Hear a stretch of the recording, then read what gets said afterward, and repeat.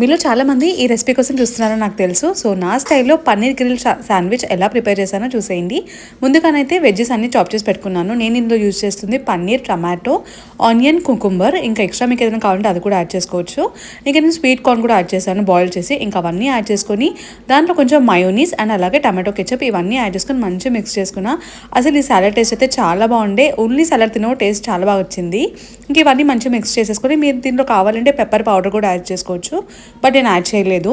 ఇంకా మంచిగా ఇదంతా సలాడ్ మిక్స్ చేసేసుకొని బ్రెడ్ పైన కొంచెం లైట్గా బటర్ అప్లై చేసేసుకొని మనం ఏదైతే సలాడ్ ప్రిపేర్ చేసామో అది అప్లై చేసేసుకోవాలి.